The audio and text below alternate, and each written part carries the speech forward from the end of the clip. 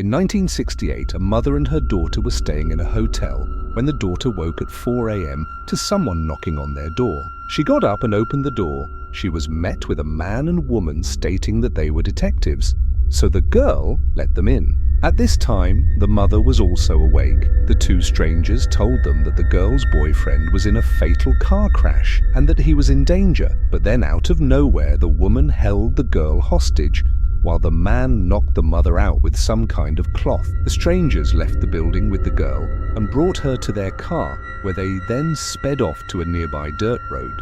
The strangers then ordered the girl to get in a fiberglass box under the ground, where she was buried alive for more than 3 days.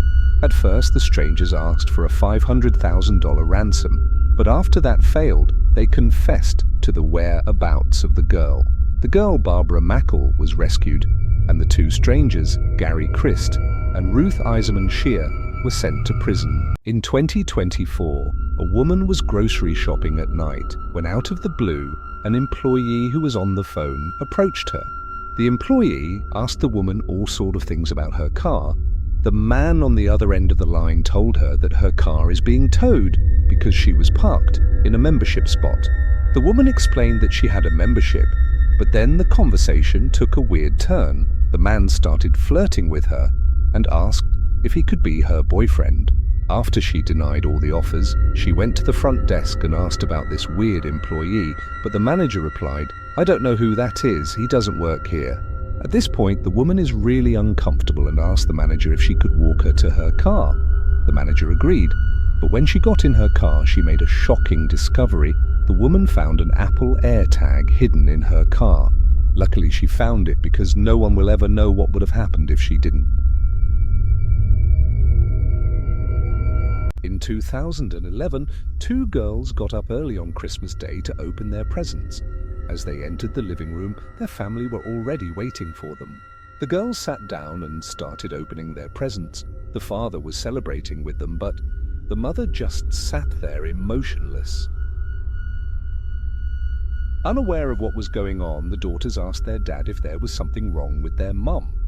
The father replied, "Your mum got drunk and ruined Christmas." After a few hours, the mother still hadn't said a single word or moved a muscle, so the father decided to call 911. The police arrived and took a good look at the emotionless mother. Sadly, they pronounced the woman unalived. They had no clue who had done it, but later they discovered that the mum and dad had a big fight the night prior. The dad got so mad that he attacked her and unalived her. He then pretended like nothing had happened and just sat her lifeless body on the couch. Before I end the video, I want to thank you all for the support and wish all of you a Merry Christmas. In 2021, a single mother woke at 3 a.m. to find a masked man standing silently in her bedroom doorway. For a few tense seconds, he just stared before suddenly rushing at her. He jumped on top of her, launching a vicious attack. Despite her desperate attempts to fight him off, she couldn't overpower him and began screaming for help. In a gruff, Batman-like voice, the intruder snarled, "You're going to regret this!" After assaulting her, he demanded to know where she kept her valuables. He rummaged through her closet, grabbed what he could, and then ordered her to get up and walk outside. As they moved, he covered her head with a pillowcase. In the backyard, he forced her to kneel and issued a chilling warning. "Don't move until you hear 2 car honks or I'll end you." Then he left. Paralyzed with fear, the mother stayed still until a familiar voice broke the silence. It was her ex-husband. Overwhelmed with relief, she told him what had happened, and they immediately called the police. When the police arrived, they had no idea who this intruder was, but after further investigation, the police found out that it was the ex-husband himself. He set this attack up to try to win the woman's love back. In 2004, a college student named Maura Murray was driving through a remote forested area when her car suddenly slid into a snowbank. Stranded, she got out and called a tow truck. While waiting, she heard unsettling noises coming from the woods, but brushed them off, trying to stay calm.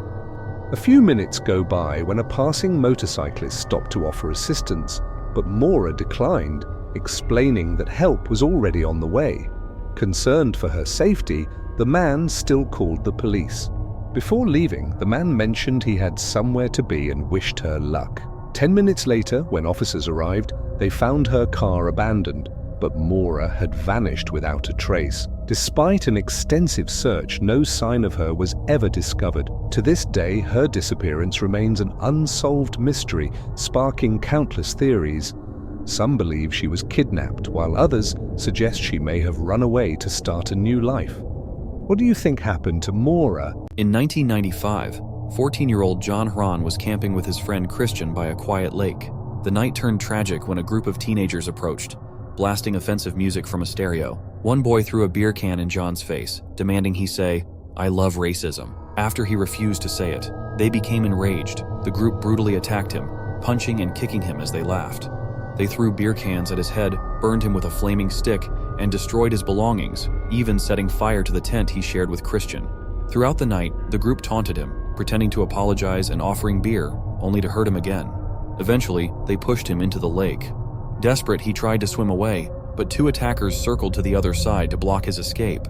They threatened to harm Christian if John didn't return, forcing him to swim back to protect his friend. Once back on shore, the group resumed their assault, hitting him until he lost consciousness. Finally, they rolled him into the lake, where he tragically drowned. Daniel Hansen, Mikael Fjellholm, and two other attackers, whose names were withheld due to privacy laws, were all sentenced to several years in prison for their horrific crime. In 1996, a young mother, Rachel Timmerman, accepted a ride home from a man she had recently met. But when they reached her house, he didn't stop. Instead, he ordered his nephew and friend out before speeding off to an isolated road where he assaulted Rachel. Desperate to escape, she pretended to enjoy it and convinced him to return to her house, where she quickly locked him out. Enraged, he pounded on the door, threatening to harm her daughter if she told anyone. When Rachel pressed charges, the man, Marvin Gabriel, retaliated by accusing her of drug use while on probation. She was sentenced to 5 months in jail. 9 days later, Marvin was arrested for the attack on Rachel, but the terror wasn't over. Upon her release, a persistent caller from the restaurant where she worked kept asking her on a date. She initially declined, but eventually agreed. The man insisted she bring her baby, saying he loved children. Rachel left home excited, hopeful for a fresh start, but she never returned. Days later, her father received a letter in her handwriting. The date went so well, we decided to get married and move to Arkansas. He was suspicious, but wanted to believe it was real. Until two fishermen made a grim discovery: Rachel's body, bound in chains and weighed down with cinder blocks at the bottom of Oxford Lake. Her daughter, Shannon, was never found. Unbeknownst to Rachel, the man who she went out on a date with was working for Marvin. It was his plan all along to unalive her and her daughter. Later, Marvin Gabriel was arrested and was sentenced to death. In 1981, a teacher had an unusual habit. He never called his students by their real names. Instead, he assigned them labels based on their future potential. Potential murderer, he called, and Callum raised his hand. Potential burglar, another boy responded. Potential cannibal, Joshua hesitated before lifting his hand. The students found it strange, but amusing. A dark joke they played along with. But later that day, Callum approached Joshua with a smirk. "Come over for dinner," he said. "I've got something special planned." That evening, Joshua felt a strange mix of curiosity and unease about the meal, its taste unlike anything he'd had before. He quickly dismissed the feeling as they shared stories and laughter. But as he walked home, a growing dread lingered, long after the meal had ended. The next morning, as roll call began, the teacher went through the usual routine. "Potential burglar," Brian raised his hand. When the teacher reached Callum's name, he paused and simply said, "Callum." The teacher moved on. "Next one, Joshua," he said. Unbeknownst to Joshua, the night before, Callum had followed a homeless man into a secluded area, lured him in with the promise of help, and ended his life. Callum dismembered the body and brought the parts home. The boys were now not just potentials, but a real cannibal and murderer. In 2008, Johnny Altinger believed he was about to meet a woman he had recently connected with on a dating site. When he arrived, the door creaked open as if someone had been waiting for him. His eyes adjusted to the darkness, landing on something unsettling, a workbench covered in plastic wrap, with a set of knives neatly arranged beside it. Before he could react, a masked figure emerged from the shadows. Without warning, the stranger lunged at him, striking with brutal force. Johnny fought back, but the attacker was relentless. Blow after blow landed until Johnny collapsed, his life stolen in a matter of moments. The killer wasted no time. He lifted Johnny's body onto the workbench and methodically dismembered him, stuffing the remains into garbage bags before disposing of them in a nearby storm sewer. But he didn't stop there. To avoid suspicion, he broke into Johnny's home, accessed his email, and sent messages to his friends and family. It was meant to put any worries to rest, but not everyone was convinced. One of Johnny's close friends read the message and immediately knew something was wrong. The wording, the tone, none of it sounded like him. Suspicious, he contacted the police, setting off an investigation that would soon expose a horrifying truth.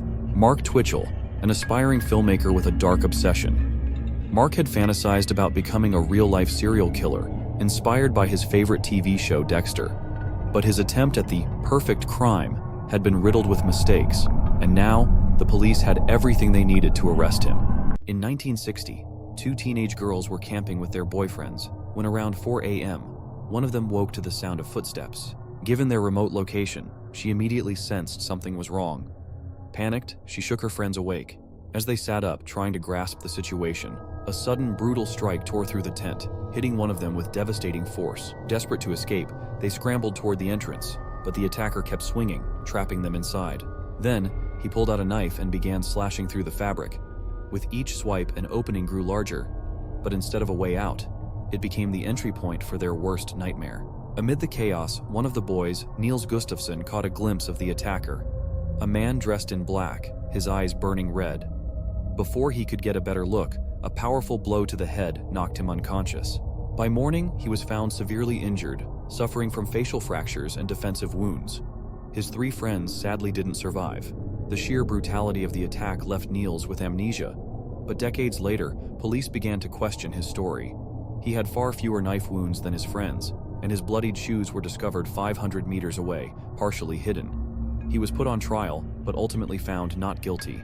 A group of birdwatchers later reported seeing a blonde man leaving the campsite around 6 a.m. Even more disturbingly, at one of the victims' funerals, a man who looked exactly like the police sketch was seen standing among the mourners.